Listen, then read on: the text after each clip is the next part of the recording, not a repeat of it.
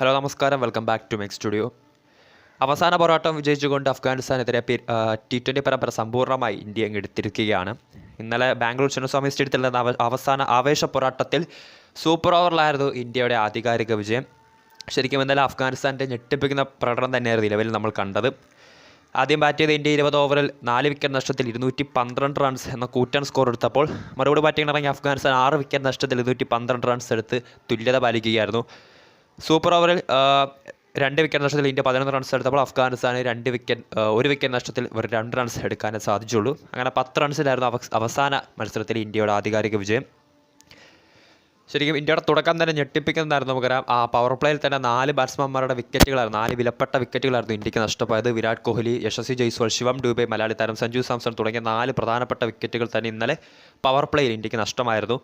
ശരിക്കും അവിടെ നിന്ന് ഉയർത്തെഴുന്നേറ്റ പാർട്ട്ണർഷിപ്പായിരുന്നു അവസാന ഓവർ വരെ കളി കൊണ്ടുപോയത്. രോഹിത് ശർമ്മയും റിങ്കു സിംഗും ചേർന്നുള്ള ഒരു പാർട്ട്ണർഷിപ്പ്.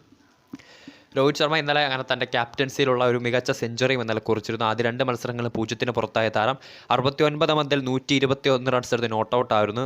അതോടൊപ്പം തന്നെ റിങ്കു സിംഗ് 39 പന്തിൽ 69 റൺസ് എടുത്തു. ഇന്ത്യക്ക് വേണ്ടി 200 മുകളിൽ. നമുക്കറിയാം, കളി കണ്ടവർക്ക് മനസ്സിലാക്കും, പവർ പ്ലേയിൽ വെറും 30 റണ്ണായിരുന്നു ഇന്ത്യയുടെ സമ്പാദ്യം 4 വിക്കറ്റ് നഷ്ടത്തിൽ 10 ഓവറിൽ 63 റൺസിനും.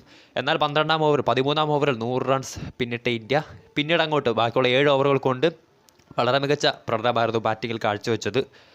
അഫ്ഗാനിസ്ഥാൻ ബോളേഴ്സിൽ 4 ഓവർ 20 റൺസ് വഴങ്ങി 3 വിക്കറ്റിനെടുത്ത ഫരീദ് അഹമ്മദ് എന്ന യുവതാരം ഇന്നലെ 11ലേക്ക് മടങ്ങിയെത്തിയ ഫരീദ് അഹമ്മദ് ഡെബ്യൂ മാച്ച് കളിച്ച് ഫരീദ് അഹമ്മദാണ് ഏറ്റവും കൂടുതൽ അപകടകാരിയായത്.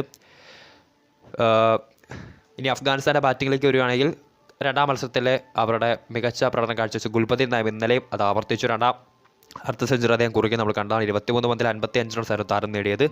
ഒപ്പം ഓപ്പണിംഗ് ബാറ്റ്സ്മാൻ റഹ്മാനുള്ള ഗുർബാസും നായകൻ ഇബ്രാഹിം സന്ദ്രാൻ 3 അർദ്ധ സെഞ്ചുറികളായിരുന്നു ഇന്നലെ അഫ്ഗാനിസ്ഥാൻ്റെ നിരയിലുണ്ടായത്.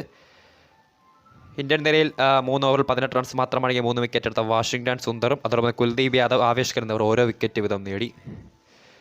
ശരിക്കും സൂപ്പർ ഓവറിൽ ഇന്ത്യയെ സംബന്ധിച്ച് അത്ര എളുപ്പമായിരുന്നില്ല. തുടക്കത്തിൽ തന്നെ 2 വിക്കറ്റുകൾ ഇന്ത്യക്ക് നഷ്ടമായി 11 റൺസ് എടുക്കാൻ മാത്രമേ സാധിച്ചുള്ളൂ. എന്നാൽ അഫ്ഗാനിസ്ഥാനെ പിടിച്ചുകെട്ടിയ ഇന്ത്യൻ ബോളേഴ്സിന് ശരിക്കും ഇന്നലെ ഒരു മികച്ച അർഹിക്കുന്ന വിജയം തന്നെയായിരുന്നു അവസാന മത്സരത്തിൽ ഇന്ത്യ നേടിയെടുത്തത്. വീഡിയോ ഇഷ്ടപ്പെട്ടാൽ ലൈക്ക് ചെയ്യുക, ഷെയർ ചെയ്യുക. കൂടുതൽ വാർത്തകൾക്ക് ചാനൽ സബ്സ്ക്രൈബ് ചെയ്യുക.